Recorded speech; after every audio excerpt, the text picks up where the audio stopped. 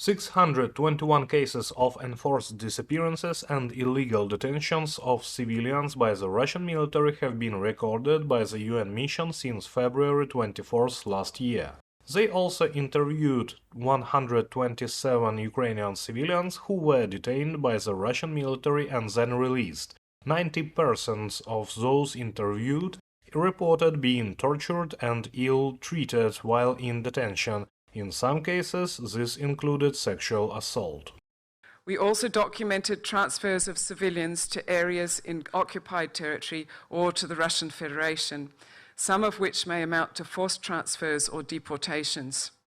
These transfers include children and adults who lived in social care institutions and unaccompanied children from parts of Donetsk, Kharkiv, Kherson, Kiev and Odessa regions, while they were occupied by the Russian Federation or temporarily controlled by Russian armed forces.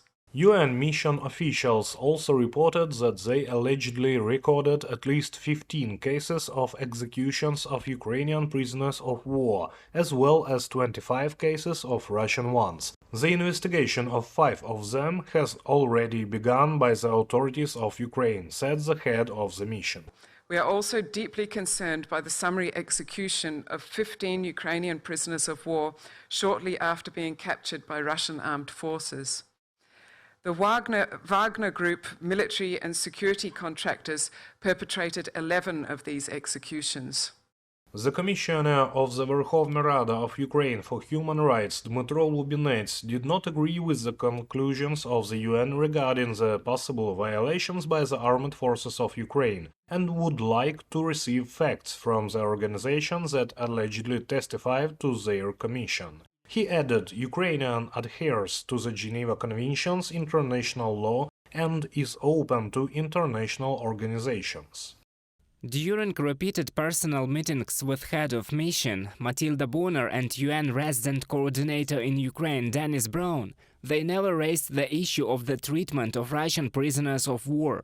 I would like to hear the indisputable facts and arguments on which the mission's conclusions are based regarding the likely violations on the Ukrainian side. It is Russia that invaded our land, kills and kidnaps Ukrainian citizens, and still blocks access to our prisoners of war. The scale of inhuman treatment and torture is covered up. Dmytro Lubinets, Commissioner of the Verkhovna Rada of Ukraine for Human Rights.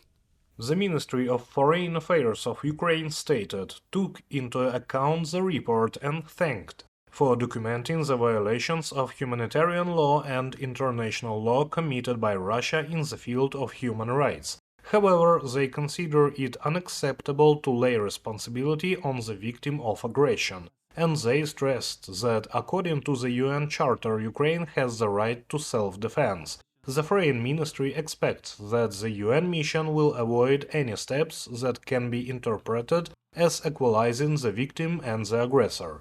Reported by Serhiy Kulas, UATV News.